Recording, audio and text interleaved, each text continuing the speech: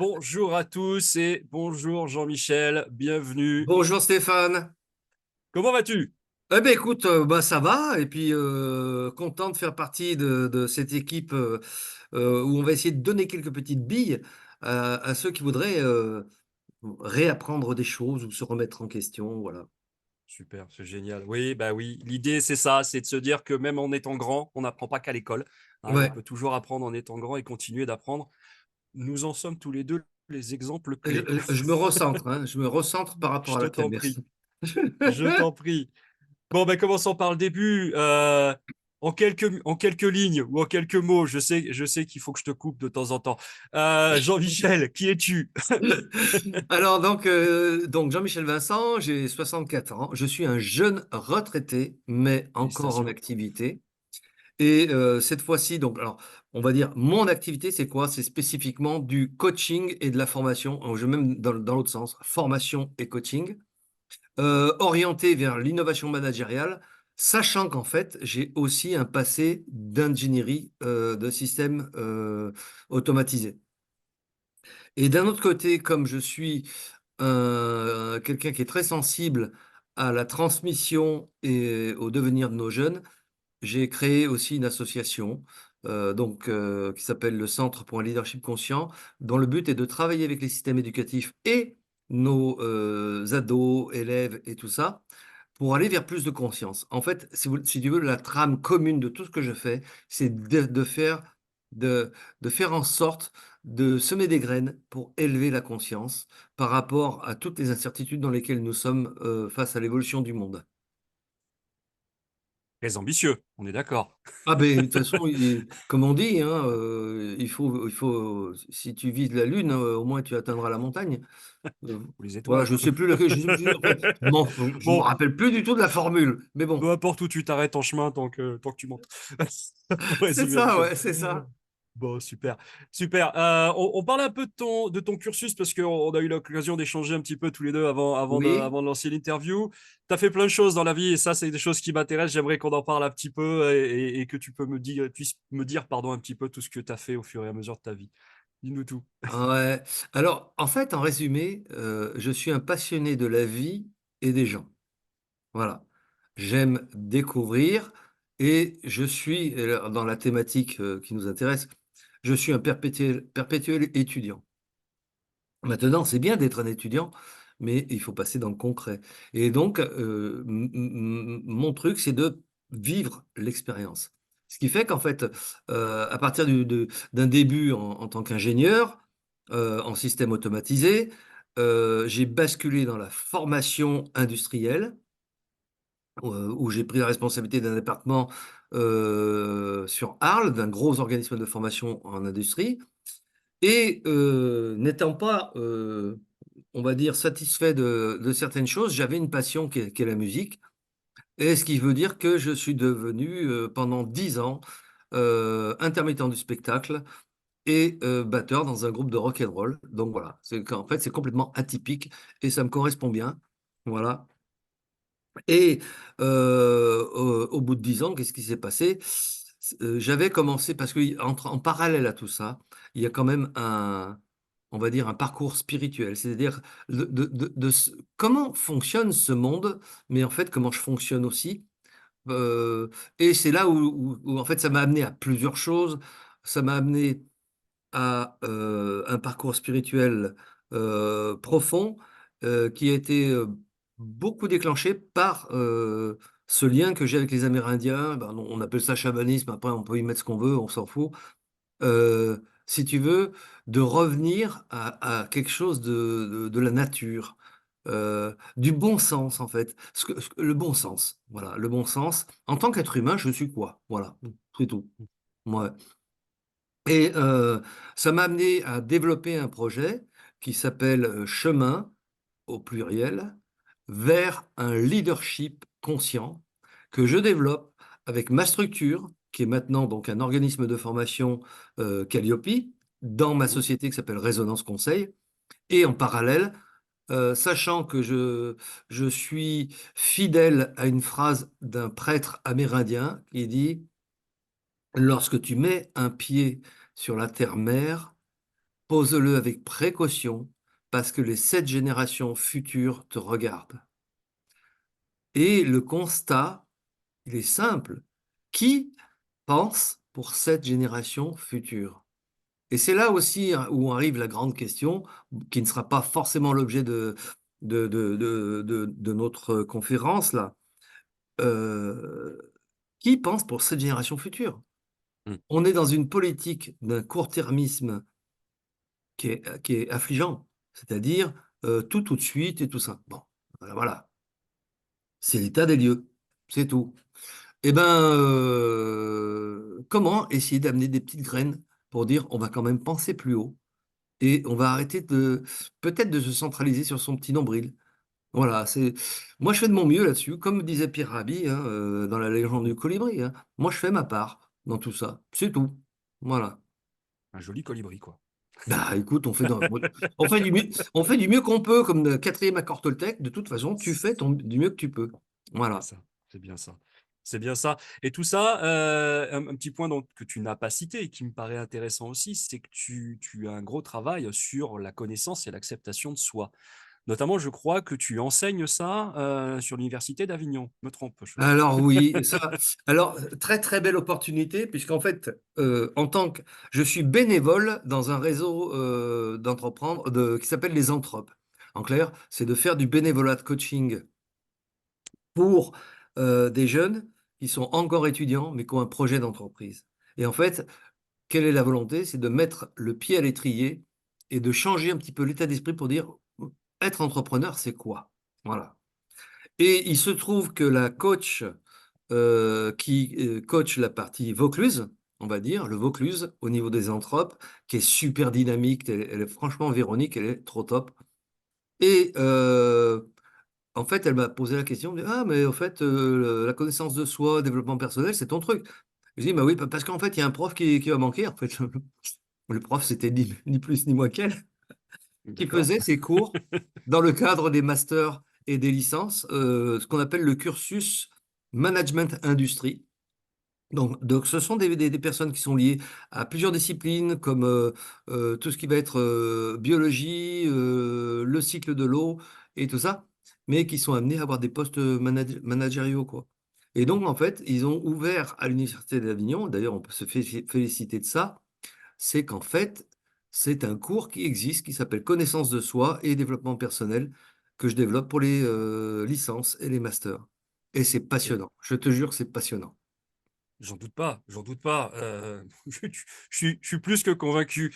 Justement, si on continue là-dessus, en quoi la connaissance, l'acceptation de soi, pour toi, ça joue un rôle pour se développer, aussi bien perso que professionnellement parlant. D'après toi, c'est quoi l'idée dans tout ça? Alors, je dirais que j'ai 2 niveaux d'analyse sur ce Mhm. point-là. L'acceptation de soi, c'est de dire, d'abord, ben, j'ai besoin de savoir comment je fonctionne. Et qu'en fait, qui que ce soit on se trouve ici, on a tous des parts d'ombre et des parts de lumière.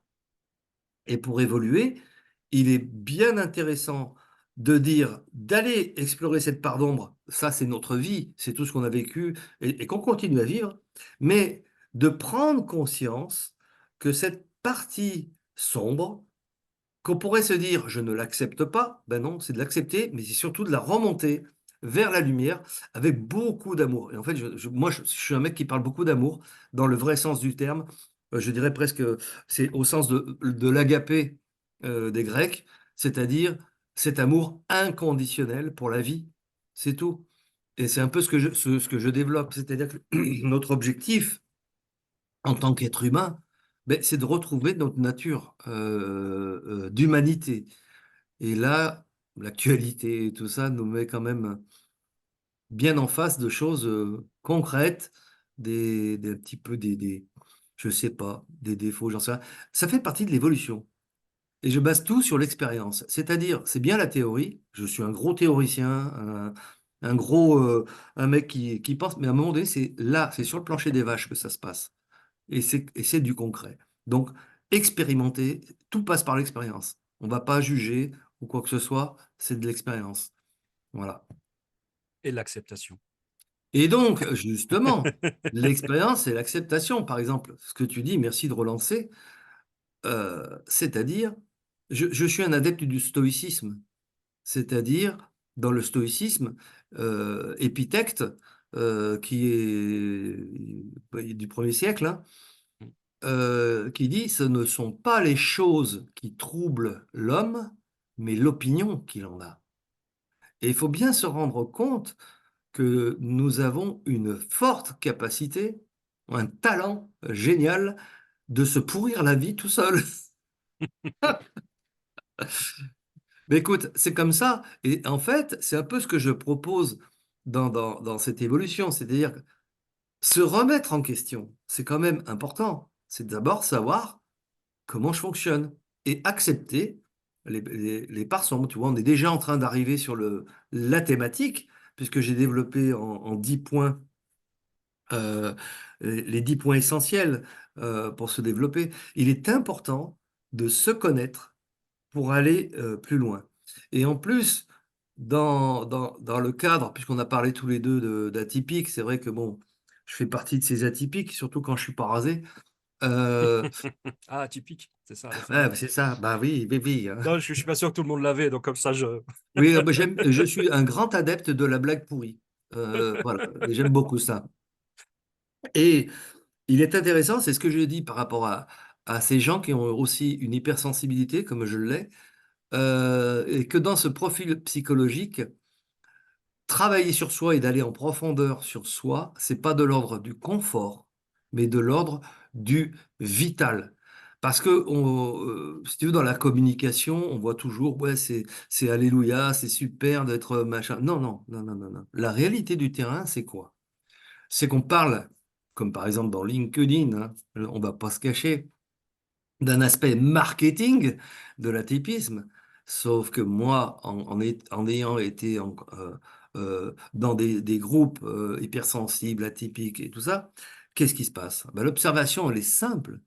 C'est qu'il y a la partie émergée de l'iceberg. Il y a des gens qui sont des résilients, comme je le suis, mais il y en a d'autres, ils sont dans la partie immergée. Et là, on va trouver des SDF, on va trouver des gens complètement addicts, que ce soit les drogues ou l'alcool, on va trouver aussi les colères permanentes, voilà. Et tout ça, j'ai pu l'observer parce que j'ai eu mon passage dans l'activisme. Hein, tu veux défendre la planète, tu veux faire ceci, machin, machin. Et je me suis rendu compte de tout ça. C'est que beaucoup de gens s'engagent dans un combat par compensation d'une colère qui n'est pas éteinte ou qui n'est pas travaillée. Voilà, c'est une compensation d'un mal-être et tout ça. Et ça, je le comprends. Je le comprends. Mais bon, bah oui, hein, tout est basé sur la même chose. C'est-à-dire, le but, c'est d'apprendre à se connaître en premier lieu, comment je fonctionne. Et on retrouve cette base de partout, puisqu'il y a, je ne sais plus lequel qu'il avait dit, mais connais-toi toi-même. Et voilà. Bah oui, c'est une base. Or, notre actualité, c'est le monde qui est de plus en plus, on va dire, superficielle, qui est basée sur, on va dire, la satisfaction immédiate, nous a fait oublier cette partie-là.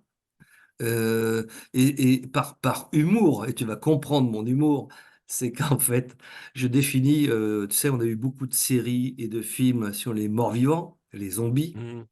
et c'est pour Mhm. ça que souvent je dis, mais quelle est la différence entre un zombie et un être humain? Le zombie, qu'est-ce qu'il va faire? Il a un seul objectif, c'est bouffer de la chair fraîche. Point barre. Et l'être humain, qui est en fait un être comme nous, multidimensionnel, et on vit une expérience terrestre, ben, on a autre chose. On peut viser beaucoup plus haut. Et là, c'est intéressant d'amener les personnes à réfléchir sur eux-mêmes pour justement aller au meilleur de ce qu'ils sont, ou surtout de démasquer toutes les parties qu'ils ont voulu ensevelir et tout ça. Toutes les expériences de vie, on a des gens qui ont des expériences de vie terribles, et tu les vois après, parce que bon, ce qu'on appelle la résilience, ça, c'est Cyrulnik qui nous a mis dessus. Tu vois des phénomènes de résilience monumentaux. dans la vie. Et ça, en fait, cette résilience, nous sommes tous en capacité de l'avoir. Mais qu'à un moment donné, il y a la fameuse zone de confort. La fameuse zone de confort, c'est-à-dire, je me contente de ma petite vie, j'ai mon petit truc et tout ça.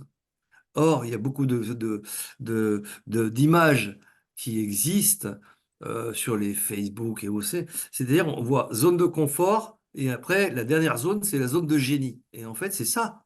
C'est que chacun est un génie et qu'il a ses talents et qu'en fait, c'est un peu l'objectif aussi lié à ce que tu proposes par rapport à ça, c'est d'aller chercher sa propre zone et de se mettre en danger en sortant de la zone de confort. Ouais. Mais pour ça, faut se connaître et Et pour ça, oui, faut avoir confiance.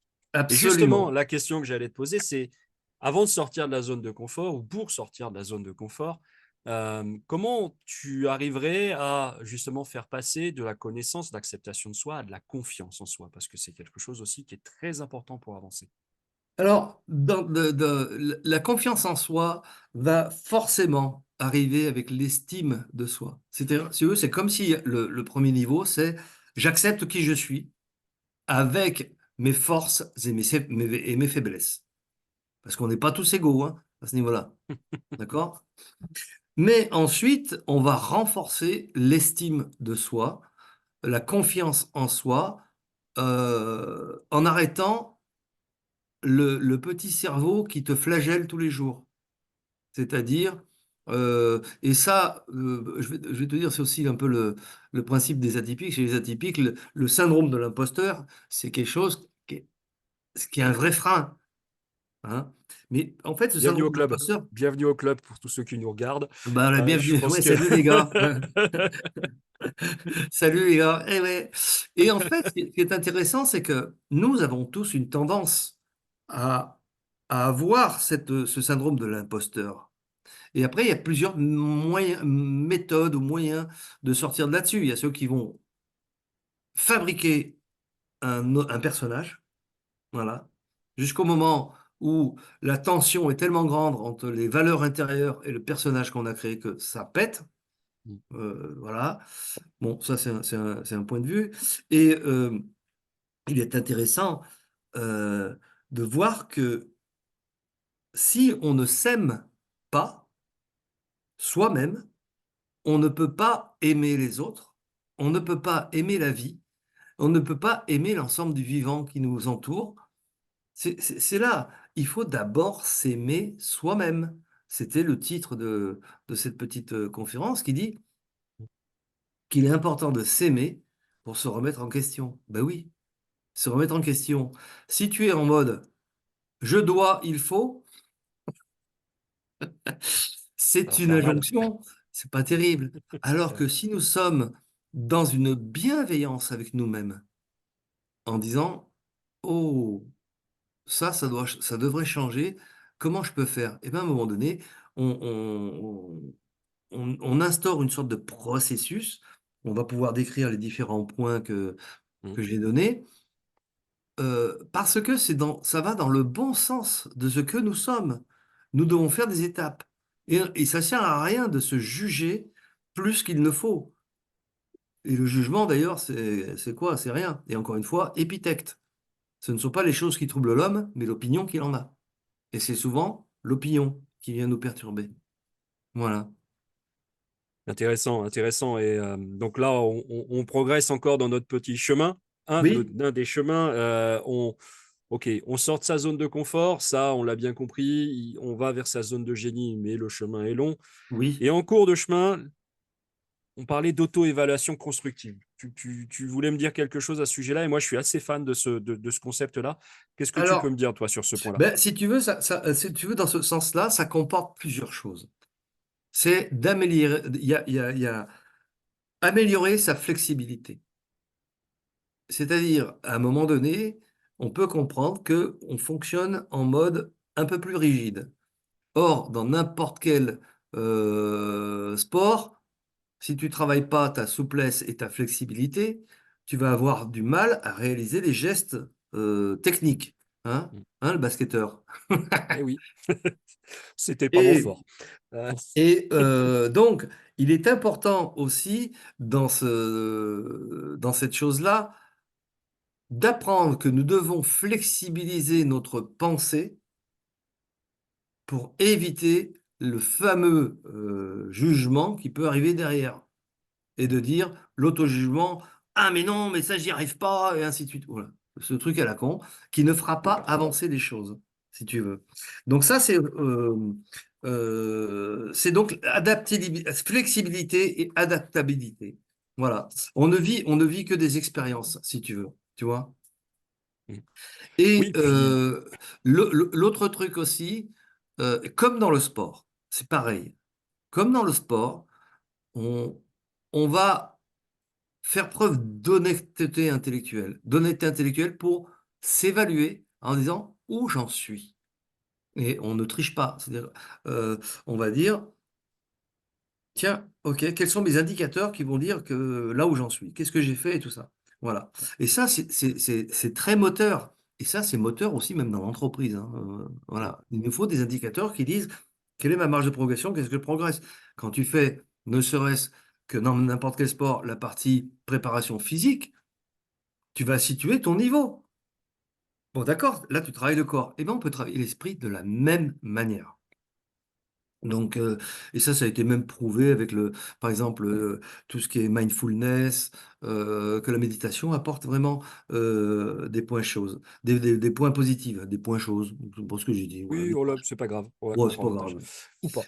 Euh, Non, mais c'est intéressant et je fais un lien avec ce que je développe pas mal aussi de mon côté sur tout ce qui est sport cérébraux ou sport du cerveau, Oui, puisqu'on on aura Nicolas Lisiac qui est un spécialiste aussi que j'ai interviewé aussi. Et, cool. et c'est vrai que c'est important de développer son cerveau autant qu'on développe ses muscles. Et ça Oui, s'entraîne, comme oui, tout, ça s'entraîne. Et ça permet justement, comme tu le dis, d'être constructif. Ni oui, trop positif, ni trop négatif, juste oui. constructif tel que c'est. Mais en plus, j'en ai fait même mon métier puisqu'en fait, moi je viens du coaching cognitif et comportemental et qu'en fait, je travaille beaucoup sur ce qu'on appelle les biais cognitifs. Donc, en clair, il faut savoir que par rapport à une situation factuelle, encore une fois, c'est stoïcisme, hein, cette situation factuelle passe par ton cerveau. Mais ton cerveau, il y a des filtres, il y a des croyances, il y a des biais cognitifs. Donc, tout ça vont t'amener à une réaction émotionnelle et derrière des comportements. Mais comme tu es en interaction avec la situation, tu comprends qu'en fait, tu es toi-même le vecteur de l'emballement possible d'une situation. Et ou de l'emballement émotionnel dans lequel tu peux être, hein. En travaillant, quand je parle de leadership conscient, une des premières choses à atteindre, c'est 100 de responsabilité au niveau de ses paroles, de ses actes, au niveau de ses pensées, de ses paroles et de ses actes. À partir de là, il y a une chose qui est très importante à comprendre. Dès que tu mets ta responsabilité à l'extérieur de toi-même, tu rentres dans le triangle infernal qu'on appelle le triangle de Karpman, Mhm. victime, bourreau, sauveur. Et là, c'est le truc infernal, ça c'est clair, hein. Et que donc, si tu es victime un jour, tu seras bourreau un autre, et tu feras une tentative de sauver les autres. Et c'est pas ça, hein. Bon là, on s'écarte un tout petit peu de notre Non, sujet non, non, principal, mais je pense que c'est intéressant et c'est ce qui ouais, fait aussi l'intérêt de ce sommet, c'est on est libre de dire ce qu'on veut et de dévier. Je suis sûr que les gens qui nous regardent, en tout ouais. cas, j'espère qu'ils nous en tiendront par rigueur. Ah, en plus, moi j'ai une grosse tendance à dévier. Oh, mais pas de souci, on avance. Arrivons justement sur la perception des choses, parce que ça, c'est quelque chose qui est important. Tiens, je cite souvent, j'ai le livre derrière, François Lemay, qui dit que c'est souvent la perception qu'il faut que tu changes et pas les choses, mais c'est ta Absolument. perception des choses. C'est Euh, c'est très et stoïcien, j'apprécie. ça. Voilà. Parlons de la gestion de l'échec, parce que c'est aussi quelque chose qui est pour moi, on va dire un vrai souci. Je ne suis pas là pour critiquer. J'ai été enseignant pendant des années, mais Ouais, malheureusement, j'ai l'impression qu'à l'école, on oublie aussi parfois d'enseigner que l'échec fait partie de l'apprentissage et que c'est un processus absolument. Les Et notes oui, pour moi, entre autres, mais bon, je vais pas commencer à polémiquer là-dessus, c'est pas le but du ouais. jeu. Mais voilà, comment toi, tu vois les choses par rapport justement à la gestion de l'échec comme un tremplin plutôt que comme un obstacle? Alors déjà, on va partir d'un truc qui est clair. L'échec fait partie du chemin. Voilà. Parce que des gens qui réussissent baguette magique et tout ça, non. Alors là, on voit, il y a plein d'exemples, par exemple pour l'entreprise, si tu veux, où on cite des gens, mais qui se sont plantés 15 000 fois avant de dire j'ai réussi. Et qu'en fait, la nature est bien faite. C'est-à-dire que ton fonctionnement va t'amener à prendre des décisions, pareil encore, biais cognitif et tout le bazar, pour dire je prends telle décision. Et en plus, tu risques et tu te plantes. Et tu te plantes. Mais qui se plante? Ben, il n'y a que toi qui te plantes. C'est tout. Ah, bon, voilà, c'est ni le contexte, c'est ni le gouvernement, c'est ni ça. C'est toi. Tu as pris des décisions qui t'as pas pris l'environnement en compte. Donc, c'est très important de dire l'échec fait partie du fonctionnement normal d'un projet. Et ce projet, ça peut être quoi? Une entreprise, euh, un projet sportif, donc une compétition. Ça peut être aussi, je veux réapprendre quelque chose, je veux me remettre en question pour réapprendre quelque chose. Donc, il est très important d'avoir passé les étapes d'avant pour dire, je suis à un stade maintenant où je peux me planter, mais c'est pas grave. Ça veut dire, je réanalyse. En clair, il faut être proactif dans tout ça. L'échec, si on se dit, ah là là, c'est la fatalité, euh, ah là là, c'est la faute à machin. Voilà. Attention, externalisation de la faute, c'est pas bon, hein. Voilà. Donc là, c'est se remettre en question. D'où le fait, intrinsèquement, l'échec fait partie complètement de l'éducatif. Voilà. Mais est-ce que tu crois Et- qu'on le valorise assez? Puisque là, allez, on est parti sur la discussion. Est-ce que, en moi, c'est mon impression, hein, encore une fois, qu'on valorise pas assez justement cet échec. On a tendance à le diaboliser, je à suis dire que c'est d'accord pas avec bien. toi. Je suis complètement d'accord. Et Parce voilà, que je, euh, je me permets juste, Jean-Michel, pour expliquer un peu tiens, je donne un scoop. Allez, pourquoi j'ai voulu monter ce sommet sur l'apprentissage à l'âge adulte? Il faut le savoir, moi j'enseigne beaucoup et je coach des gens qui veulent reprendre des cours d'anglais, qui veulent réapprendre l'anglais ou apprendre tout simplement l'anglais, par exemple. Et j'ai tellement de gens qui, à l'âge adulte, se disent, mais moi, j'y arriverai plus jamais, c'est juste impossible, parce oui, que j'étais nul à anglais à l'école, parce que j'étais pas un bon élève, parce que... Mais non, sinon, tout ce que tu as appris à l'école, c'était génial, tu as appris certaines choses, on va faire peut-être différemment, on va servir justement de cet échec peut-être là pour apprendre autrement et avancer autrement. Et c'est pas une fin en soi, l'échec. absolument. Voilà, C'était- c'était ma Mais petite parenthèse. je suis complètement d'accord avec ça. Et on va bien voir aussi que notre société qui glorifie le culte de la performance, et ça c'est valable pour tout, même pour l'entreprise, alors que c'est du grand n'importe quoi. Le culte de la performance, mais c'est quoi cette affaire? Être performant, c'est pas non plus de dire je suis le meilleur, je suis le pire. Non, c'est simplement Euh, la notion de performance est à relativiser par rapport à là où nous sommes. C'est tout. La performance, c'est peut-être une performance par rapport à toi-même. Point barre. Ça te regarde toi. Après, de l'extérieur, oui. Euh, et il y a deux choses. D'ailleurs, moi, tu vois, ce sujet m'a rappelé la fameuse image qui est basée sur, je crois, une phrase d'Albert Einstein. Euh, si on juge un poisson à sa capacité de grimper aux arbres, ben voilà, tu vas le Ah considérer bah, il va comme pas être terrible. c'est un gros nul. Et lui aussi, il va le croire. Et c'est ça. Et d'ailleurs, il y en a une autre aussi dans les. Alors attends, je crois que c'est dans les accords Toltec. Non, c'est dans un autre livre qui s'appelle Quand la conscience s'éveille de Anthony de Mello, Mm. où il y a expliqué, c'est qu'en fait c'est un aigle qui était tombé au sol et en fait il avait été ramassé, il a été mis dans le poulailler. Donc cet aigle, toute sa vie, il a cru qu'il était une poule. Et c'est lorsqu'il a vu les autres aigles qui n'avaient, parce qu'en fait il a jamais volé, hein.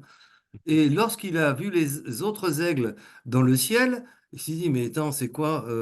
Non, mais moi je suis par terre et tout. Et c'est terrible ça. Euh, C'est-à-dire en fait, alors, la société, donc il y a un contexte d'adaptation à cette société qui parfois met un sujet sur la normalité, mais qui est complètement obsolète. Et c'est un peu ça, parce que c'est quand même, certes, bien plus facile à gérer de la normalité que de dire c'est multidimensionnel, et voilà, et ça correspond aussi à ces atypiques qui sont en détresse par rapport à une adaptation au monde, alors qu'ils sont bourrés de talent, tu vois? Oui, mais quand le Donc, talent rentre pas dans les cases, enfin bon, bref. exactement. Et, ouais, ouais. À force de rentrer dans le moule, on devient tarte. Oui, voilà. On la prend celle-là aussi. On la prend, on les prend toutes aujourd'hui. On les prend Ah toutes. ouais, Justement, si on avance, tu parlais tout à l'heure, c'était un point important que j'ai relevé, c'est se fixer ses objectifs à soi et ses objectifs réalistes. Alors, sans ah parler oui, forcément de méthode très SMART, important. etc., mais ça aussi, c'est un point qui est important. On veut atteindre un objectif, ça peut être n'importe lequel. Oui, Le côté réaliste est suffisamment challengeant, quand même quelque chose d'important. oui, absolument. En clair, mais cette technique, elle a même lieu en entreprise. Lorsqu'on a un projet, on fixe ce qu'on appelle des objectifs SMART. Voilà. Qui est en fait l'éponyme d'intelligent, quoi. En clair, on parle de réaliste. Certes, on peut avoir un projet, on peut s'enthousiasmer, on va dire, euh, c'est un peu too much. Voilà, c'est un peu trop. Donc, il faut y aller doucement. Et en fait, aller atteindre le sommet, de toute façon, pour atteindre un sommet, tu vas mettre un premier pied sur le chemin. Puis c'est tout. Et voilà. Et puis à un moment donné, bah, il y a peut-être des choses qui se passent, il y a un éboulement, ou voilà. C'est tout. Et ce qu'il faut comprendre, c'est quand ce qui est important, toujours pareil avec le fameux le petit chacal qui juge, hein, donc je fais une référence à la communication non violente, euh, c'est qu'en fait, si tu fixes des petits objectifs réalisables et atteignables, eh bien, ça va être long, mais sûr. Tu vois. Donc, moi, personnellement, euh, des fois, euh, c'est un peu la grosse difficulté. C'est-à-dire, tu es tellement en mode foisonnement intellectuel et tout ça, tu dis, oh, oh, oh, on va se calmer. Ou alors, c'est les autres gens qui sont autour de toi, calme-toi, Jean-Michel. C'est un Ça peu me ça. parle beaucoup, ça. Ça me parle beaucoup. Voilà. Mais c'est bien, c'est bien, c'est bien. Alors, tu vois, j'ai appris à vivre avec ça aussi. C'est-à-dire que Ouais, j'ai appris à laisser vivre mes idées, à laisser libre cours, à accepter aussi que ouais, de temps en temps, les gens me redescendent sur terre, ça me fait du bien aussi. ouais, Mais ça me permet de faire décoller d'autres personnes aussi. Et on exactement. se Et retrouve à puis, mi-chemin. c'est ça. C'est ça qui est génial. On se- D'où mon intérêt de travailler avec les jeunes, parce que je trouve il y a, alors là, on va être plus dans le mode commentaire, mais je trouve que cette société a tellement les codes, on va dire les codes de cette société, du travail et tout ça, ont tellement fabriqué des parents qui ne peuvent plus mettre, on va dire, les bases même d'une sorte d'éducation, enfin ce qu'on appelle le bon sens, des trucs basiques, quoi, que on se retrouve avec des débordements terribles, avec un mal-être aussi chez les jeunes. Alors bien sûr, l'actualité ne nous a pas aidés, hein, entre le Covid et tout le bazar. Ok, mais justement, notre responsabilité d'adulte, moi, c'est mon leitmotiv. Ma responsabilité d'adulte, c'est de faire du mieux que je peux pour filer un coup de main. J'ai pas la solution, mais par contre, de révéler la solution chez l'autre, c'est quand même un truc qui est gratifiant. Voilà. Et tu viens directement sur ce que je voulais te aborder justement par la suite. C'est on est toujours dans notre processus là pour essayer d'apprendre, d'évoluer, de grandir. À quel moment intervient pour toi le besoin d'avoir du soutien, du mentorat, du coaching? On l'appelle comme on veut, du tutorat, tout ça. Ouais. Comment tu Je- vois les choses, toi? Ben, en fait, si tu veux, à mon sens, ça prend la forme, durant toute ta vie, ça prend la forme de, euh, au départ, ça va être les copains, les copines. ceux avec qui tu vas avoir une discussion plus profonde, qui vont te comprendre. Ça va être aussi la part du système éducatif, qui un jour tu vas tomber sur un prof qui va te guider et qui va te motiver par rapport à quelque chose. Et ensuite, ça peut être les amis adultes, voilà. Et puis après, on passe par le professionnalisme avec le mentorat, le coaching. Mais dans tous les cas, c'est mon point de vue, tu ne peux pas avancer seul. Et toutes les réussites n'ont jamais été faites seules. C'est-à-dire, quand on parle de réussite, c'est réussir, c'est déjà, putain, je peux me regarder dans une glace, je suis fier de moi. Ça, c'est une réussite de base. C'est pas de dire j'ai accumulé du pognon. Oui, ça c'est la fameuse réussite bling bling, machin. Ok, j'ai du pouvoir. Alors là, ça, on va pas rentrer dans celui-là de sujet parce que c'est mort. La gestion du pouvoir. Mais en tout cas, la vie est simple. Et c'est qu'est-ce qui caractérise aussi. Alors pourquoi moi je suis très en lien avec les peuples natifs, par exemple.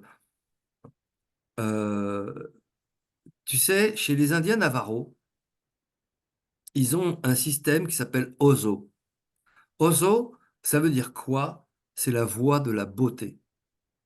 Et qu'en fait, la voie de la beauté, c'est quoi? C'est comment retrouver cette harmonie du groupe. C'est-à-dire qu'à un moment donné, il y a un exemple qui m'avait été cité. Parce que moi, bon, j'ai une copine qui s'appelle Lorenza Garcia qui est vraiment une porte-parole de la philosophie Navarro et qui est d'ailleurs de très gros projets. Donc intéressez-vous à elle. Hein. Elle s'appelle Lorenza Garcia et On mettra le l'association, lien. On ouais, mettra les liens en l'association commentaire. Navarro France. En fait, bon, voilà, dans une réserve, quelqu'un était parti en prison. D'accord? Parce qu'on sait très bien ce qui se passe dans les réserves, alcoolisme, délinquance et tout ça. Pourquoi? Parce qu'en fait, ces gens-là ont été coupés d'eux-mêmes. À un moment donné, voilà. Et qu'en fait, quand il est revenu dans la réserve, dans la tribu, euh, le chef a dit alors, parle-nous de ta vie, parle-nous de ce que tu as vécu et tout ça. On n'a pas jugé la personne en disant, ça y est, t'as fait de la prison. Non, on l'a accueilli et en clair, par le dialogue, on essaye de recréer l'harmonie du groupe. Et quelque part, c'est un peu ce qui nous manque énormément, de mon point de vue, encore une fois, hein, parce que moi aussi j'ai mes biais cognitifs et tout le bazar. C'est quand même important de revenir à l'essentiel de ce que nous sommes en tant qu'être humain grégaire, c'est-à-dire qu'on a besoin du groupe, et qu'en fait on ne réussit pas seul, mais on réussit à travers tout un système. Voilà, on est dans la systémique à ce niveau-là. Donc, les connaissances des peuples racines, hein, et j'invite aussi à un livre de Frederica Van Ingen qui s'appelle Sagesse ancienne pour vivre aujourd'hui. C'est une inspiration de tout, de porte-parole des peuples. Bon, Lorenza Garcia pour les Hopi, Xavier Perron pour les Maasai, Kim Pache pour les Cris, Éric Julien pour les Indiens Kogi. Et en fait, c'est une sorte de condensé d'informations nécessaires pour dire, mais comment on pensait avant? Et c'est pour ça qu'aussi j'aime beaucoup la phrase euh, euh, que les Kogi ont dit à Éric Julien, ils appellent l'homme blanc petit frère. Ils appellent l'homme blanc petit frère, c'est-à-dire qu'il doit grandir encore. Et je crois qu'en fait, nous sommes bien dans cette position de grandir. Nous avons besoin de grandir. Et qu'en fait, ben, ça nous ramène à une certaine humilité aussi. Voilà, tiens, c'était l'instant philosophique. L'essentiel. Non, mais on le garde aussi. On a dit qu'on gardait tout. On a dit qu'on gardait tout. Allez, il me reste une ou deux questions. Plutôt un point de vue là sur. On est bien d'accord qu'apprendre, surtout quand on arrive à l'âge adulte, euh, bah, ça se fait pas comme ça du jour au lendemain. Et il faut en sentir ce besoin. Il faut en sentir de la curiosité qui naît. Il faut Oui, réussir à faire naître de la passion. Comment tu vois les choses là-dessus et comment tu arriverais, quel conseil peut-être même tu pourrais donner pour cultiver justement ce désir, cette envie d'apprendre? ben, alors.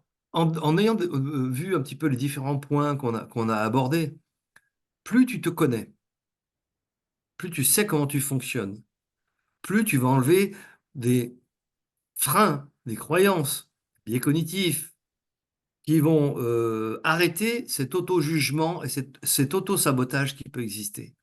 À partir de là, il y a une sorte d'énergie de vie qui est en train de revenir en toi, et bien sûr le contact avec la nature, alléluia. Mm. Il y a une sorte d'énergie de vie qui va revenir en toi et qui va te permettre d'un seul coup d'avoir de nouvelles idées et de dire comment je fais pour être en phase avec ce que je suis. C'est un peu ça. Et à partir de là, le désir d'apprendre, il va naître tout seul. Mais bien sûr, il faut passer par des étapes. Ça ne va pas venir du jour au lendemain. Parce qu'à un moment donné, si tu réagis par rapport à une nécessité, c'est le je dois, il faut que, eh ben forcément, ça va pas être hyper motivant, hein. Ok, c'est quoi? C'est qu'en fait, s'adapter, il va y avoir une période quand tu te lances dans un tel projet où il est très très important aussi que tu embarques ta famille en disant, voilà, je me lance là-dedans parce que j'ai besoin de sortir vers autre chose, d'aller vers autre chose. Et donc, il faut aussi l'aspect du soutien du noyau familial et de bien faire comprendre que tu ne seras pas toujours disponible et qu'en fait, c'est ce soutien qui va te permettre aussi de t'élever. Voilà. Et ça va être aussi une sorte d'apprentissage intérieur pour chacun, que ce soit le compagnon ou la compagne, les enfants. C'est-à-dire comment trouver le juste milieu, l'équilibre. Dans ce dont on a parlé tout à l'heure, ça s'appelle le soutien. Ton premier soutien, c'est quand même le noyau familial, hein, Bien sûr. dans lequel tu es. Et tu ne peux pas aller au-delà de ça si tu n'es pas soutenu. Donc en fait, pour cela, ça passe par aussi un aspect, entre guillemets, pédagogique, de dire, je me lance dans ça. Discussion qui va dire, voilà, tout le monde est au courant de ce qui se passe. C'est-à-dire que tu ne peux pas agir en solo dans l'espace familial. C'est vraiment une décision. Et ça, c'est un critère qui va rajouter au succès du projet. Parce que des fois, il y en a, ils se lancent dans des projets de formation longue sur 3 ans. Par exemple, ne serait-ce que le CNAM. Tu vois, le CNAM, ça a été ça. C'est un travail de ouf. Et j'en ai vu qui ont réussi, franchement, chapeau. Parce que il y avait cet équilibre qui était là. Chapeau, Donc, chapeau à la famille, chapeau à la famille pour le ah ben soutien, chapeau, exactement, parce que effectivement, exactement. c'est Ben, tu chronophage et vois, je c'est vais te voilà. citer un exemple. Je vais te citer un exemple. J'ai une amie qui est maintenant à Marseille, qui était sur Arles. Son gamin, c'est un atypique, un gros atypique. Mais il s'est découvert une passion pour le piano et un talent fou, quoi. Donc, il a commencé sur la région d'Arles, mais à un moment donné, quand il a attaqué le conservatoire, bah, en fait, les gens se sont dit, oula, ça envoie, quoi. Et là, il fallait faire le concours d'entrée au conservatoire de Marseille. Et ben, voilà, il a réussi son concours. Qu'est-ce qu'elle a fait? Sa mère, elle a déménagé, changé de métier et tout ça. Si ça, c'est pas du soutien et de la résilience, je le cite beaucoup en exemple. Donc, coucou Patricia. Et je le cite beaucoup en exemple parce que, en fait, j'ai récemment vu, je crois que c'est un des examens qu'il a passé. C'est hallucinant, quoi. C'est hallucinant. La progression en 6 ans, c'est énorme. C'est énorme. Donc, ce gars-là, ce petit gars, va être un concertiste, mais aussi un grand musicien, parce qu'il s'intéresse à tout ce qui va être électronique et tout ça, mais c'est quand même le piano. Et c'est ça aussi, je crois que la réussite, c'est une réussite collective. Voilà. Et il ne peut pas y avoir de grand. Un autre exemple, l'autre exemple, c'est quand même le gars que j'ai envie d'interviewer un jour. Je suis un ancien décathlonien, donc je suis d'autant plus en lien. C'est Kevin Mayer. Kevin Mayer, qui est notre recordman du monde du décathlon, il ne cesse, dans chaque interview qu'on lui pose des questions, Mm. de citer l'espace familial dans lequel il est. C'est-à-dire, donc que ce soit son frangin, ses parents et tout ça, plus sa compagne maintenant, il ne cesse de dire, en fait, je suis un petit bébé. Il m'accompagne en permanence parce que moi, je suis focalisé sur la performance de ce que je fais, par la gestion des blessures et tout ça. Mais ce mec, enfin, son discours est magique. Je le considère comme étant un gars très, très, très intelligent, un petit atypique aussi, je pense, hein, Kevin. dans son style, dans son style. J'espère l'interviewer un jour. Bah, on Voilà. lui lance l'invitation, Kevin, si tu nous entends, hein, avec, avec grand plaisir. On va essayer d'aller le chercher, Ouais, Kevin. tout à fait, Ça, ouais. pourquoi pas.